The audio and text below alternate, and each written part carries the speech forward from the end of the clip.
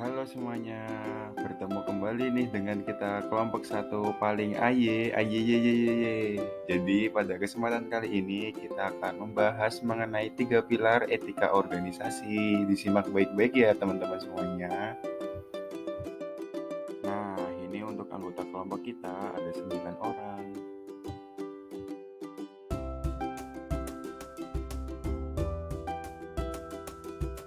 Nah, sekarang kita membahas mengenai etika. Secara etimologi, etika berasal dari bahasa Yunani yaitu ethos yang artinya sifat, watak, kebiasaan, dan etikos yang artinya kelakuan, adab, atau kelakuan yang baik. Kemudian dalam buku Kaberstan, etika berkaitan dengan kebiasaan hidup yang baik, tata cara hidup yang baik pada individu maupun kepada masyarakat, di mana kebiasaan ini diwariskan dari generasi ke generasi lainnya. Etika sering dikaitkan dengan moral. Secara hukum etika, perbuatan ada 3 tingkat. Yang pertama dan yang paling bawah atau tingkat pertama yaitu perbuatan semasa belum lahir seperti rencana dalam hati atau niat. Kemudian tingkat kedua yaitu perbuatan nyata atau pekerti. Kemudian tingkat ketiga yaitu akibat dari perbuatan. Sehingga dapat disimpulkan etika merupakan suatu ilmu yang membahas tentang baik dan buruk, benar dan salah, dan manusia menggunakan akal pikiran dan hati nuraninya untuk mencapai tujuan hidup yang lebih baik dan benar sesuai dengan tujuan yang dikehendaki. Kemudian ada berbagai macam etika, yaitu yang pertama etika deskriptif, usaha di mana tindakan atau perilaku dinilai berdasarkan pada ketentuan norma baik buruk yang tumbuh dalam kehidupan masyarakat. Dalam hal ini, kebiasaan di masyarakat yang menjadi acuan perilaku etis atau tidak. Yang kedua, etika normatif.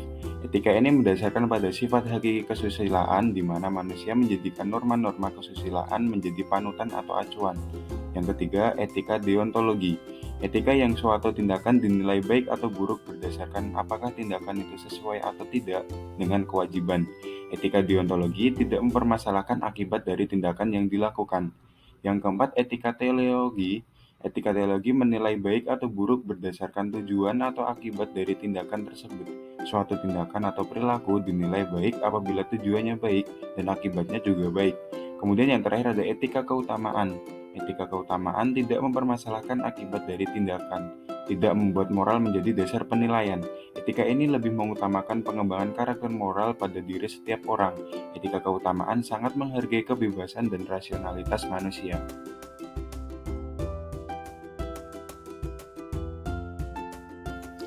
Etika organisasi. Dalam organisasi, diperlukan yang namanya etika agar dapat berjalan dengan baik.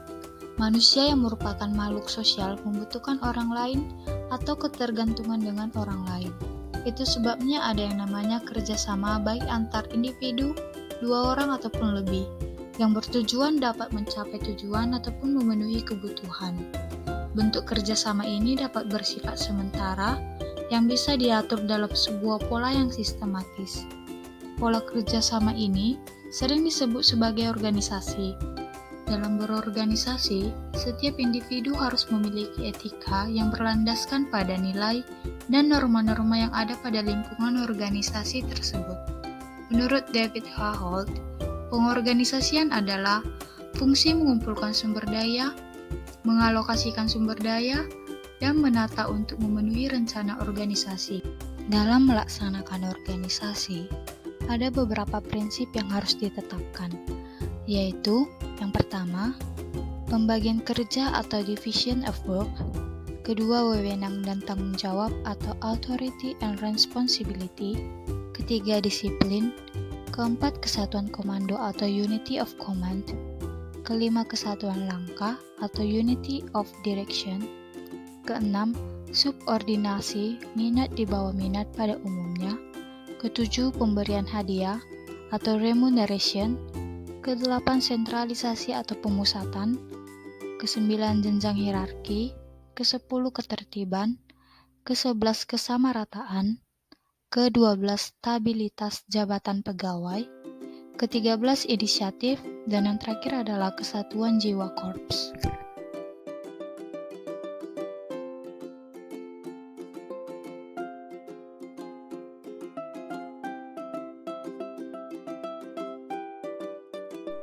Organisasi terdiri dari individu-individu yang bersatu dengan visi yang sama untuk mewujudkan misi atau tujuan dari organisasi.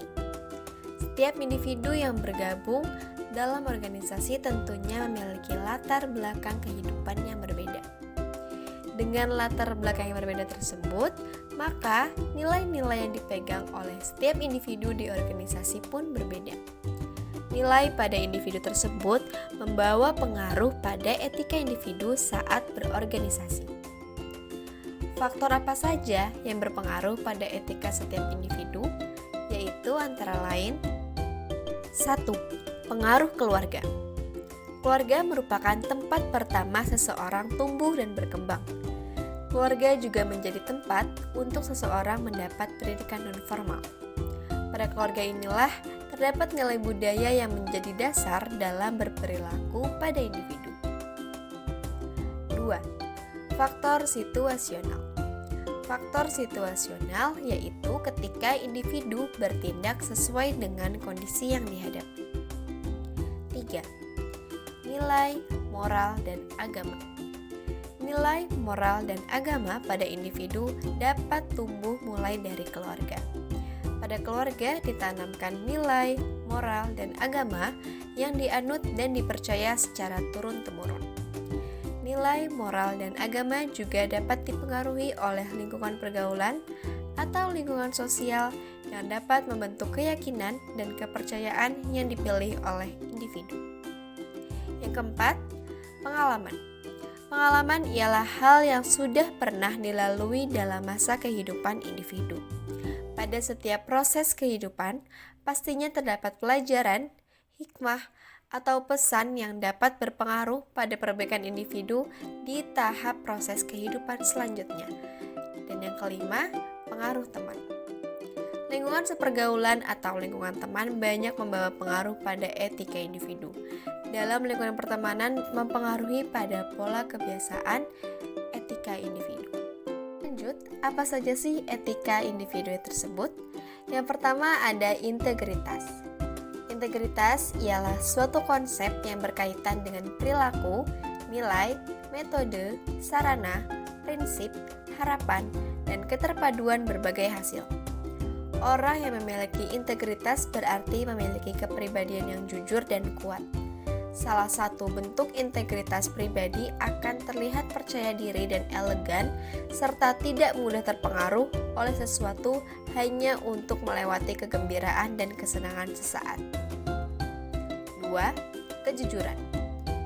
Kejujuran dalam berorganisasi adalah sikap dan bentuk kesesuaian sikap antara perkataan yang diucapkan dan perbuatan yang dilakukan oleh seseorang. Kejujuran dalam organisasi diperlukan dalam berbagai aspek, misalnya dalam mengemukakan pendapat, membuat laporan kinerja, menilai kinerja anggota, melaporkan kecurangan, dan lain-lain. Jujur berkaitan dengan masalah moralitas, realita, dan fakta. Maka, masalah kejujuran pada dasarnya berangkat dari hati nurani seseorang. Yang ketiga, inspirasi kebenaran. Kebenaran yang inspiratif merupakan sikap untuk selalu mengutamakan kebenaran dan hal-hal yang sesuai dengan norma yang berlaku.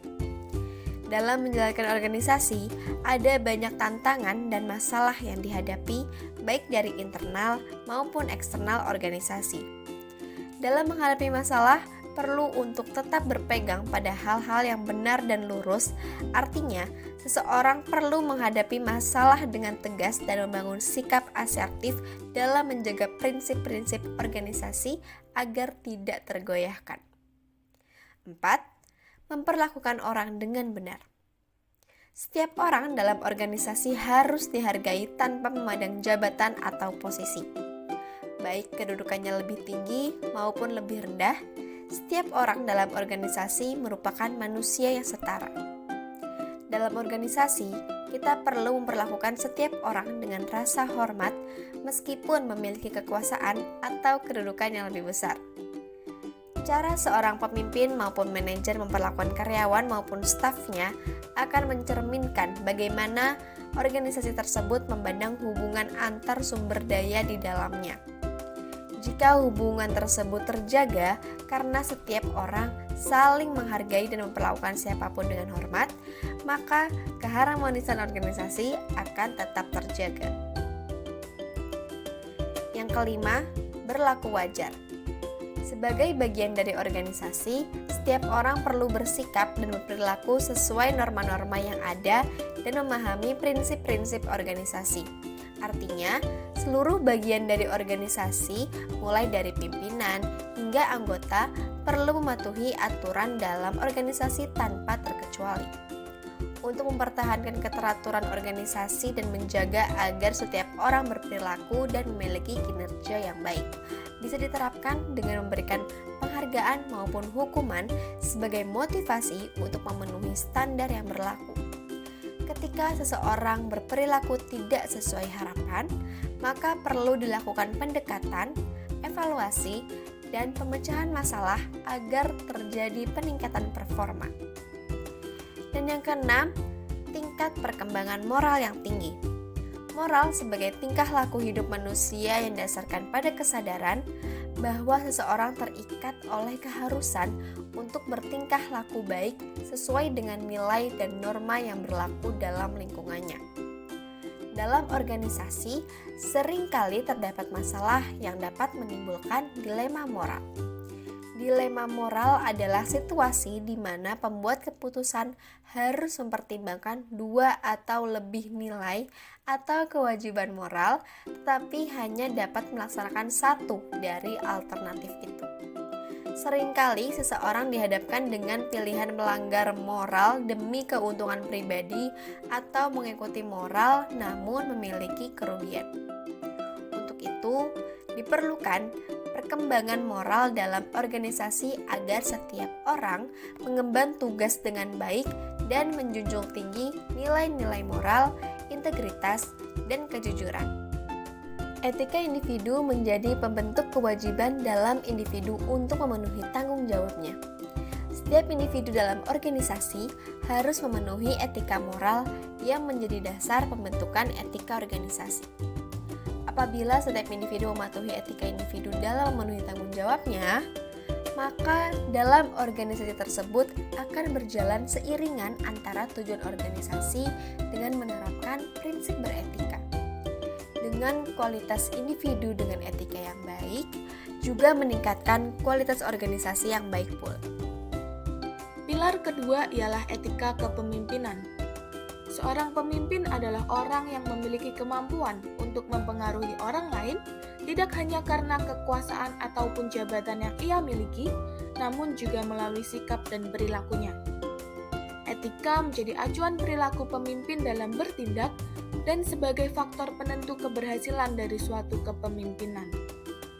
Dalam organisasi, kepemimpinan dinilai baik apabila fungsi-fungsi kepemimpinan dijalankan berdasarkan prinsip-prinsip etika sesuai dengan nilai yang dianut organisasi.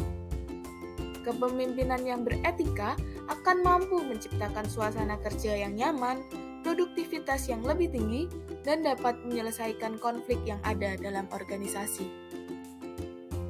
Terdapat 5 prinsip kepemimpinan beretika, yakni adil, terbuka, tanggung jawab, efisiensi, dan tidak ada kepentingan individu. Menurut Freeman and Stewart, terdapat 6 ciri kepemimpinan beretika. Pertama, memiliki pengetahuan tentang nilai-nilai moral, mampu menjelaskannya dan menjalankannya dalam kehidupannya.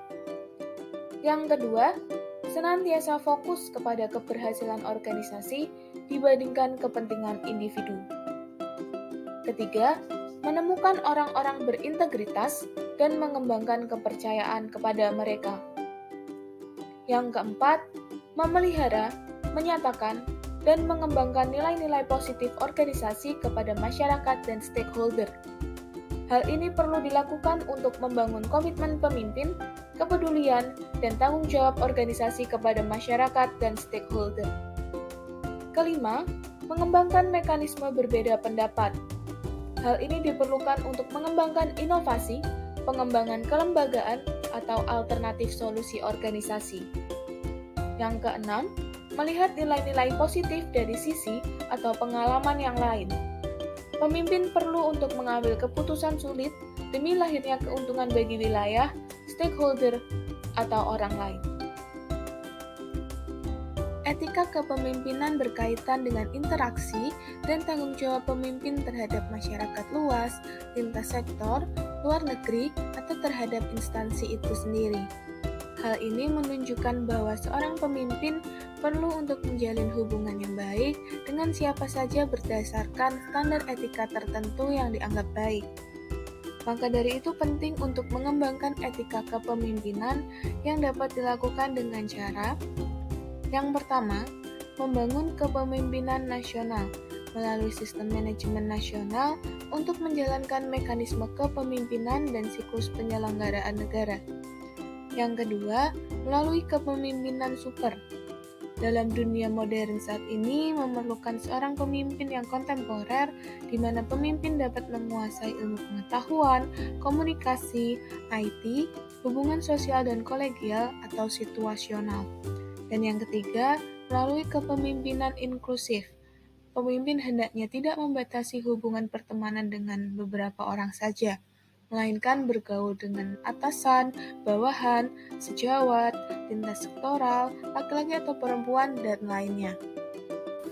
Yang ketiga merupakan struktur dan sistem organisasi, yang merupakan alat yang digunakan manajer untuk membentuk dan juga mempromosikan perilaku yang beretika di seluruh organisasi, meliputi 1. Budaya perusahaan. Budaya perusahaan merupakan nilai dasar perusahaan berupa keyakinan, norma, dan juga cara belajar yang dilakukan oleh orang-orang dalam perusahaan dan menjadi ciri khas dari perusahaan tersebut. Yang kedua, terdapat kode etik yang merupakan bentuk aturan tertulis yang sengaja dibuat berdasarkan prinsip-prinsip moral yang harus dipatuhi oleh seluruh anggota. Yang ketiga, ada komite dan direktur etik yang merupakan sekelompok eksekutif untuk mengawasi etika dalam organisasi. Yang keempat, ada pelatihan etika dengan tujuan agar anggota organisasi dapat memahami bagaimana cara dan pola bersikap dan beretika di lingkungan organisasi mereka. Terakhir, ada mekanisme pembocor yang merupakan pengungkapan oleh karyawan atas praktik yang ilegal yang dilakukan oleh pihak pemberi kerja. Kesimpulan, pada dasarnya etika seseorang berkaitan dengan kebiasaan dan tata cara hidup yang baik, di mana kebiasaan ini diwariskan dari generasi ke generasi lainnya. Selain itu, etika juga sering dikaitkan dengan moral seseorang. Maka dari itu, dalam berorganisasi perlu memiliki pola kerjasama yang sistematis, di mana setiap individu harus memiliki etika yang berlandaskan pada nilai dan norma-norma yang ada pada lingkungan organisasi tersebut. Dari ketiga pilar itu dapat disimpulkan bahwa seseorang tentunya dengan memiliki latar belakang berbeda, memiliki nilai-nilai yang dipegang oleh setiap individu di organisasi yang berbeda, dan membawa pengaruh pada etika individu saat berorganisasi. Tidak hanya itu, di dalam organisasi tentunya memiliki seorang pemimpin yang mampu mempengaruhi seseorang. Bukan hanya sekedar memiliki jabatan saja, melainkan pemimpin harus memiliki pribadi baik yang konsisten. Sebab adanya etika menjadi acuan perilaku pemimpin dalam bertindak dan menjadi suatu faktor keberhasilan dalam kepemimpinan. Begitupun dengan struktur dan sistem organisasi yang menjadi pola aktivitas formal antar hubungan dengan berbagai subunit organisasi, serta menunjukkan bagaimana pekerjaan dan tugas dikoordinasikan baik individu ataupun kelompok di dalam organisasi dalam mewujudkan keefektifan organisasi serta menggambarkan bagaimana budaya yang ada di dalam organisasi tersebut.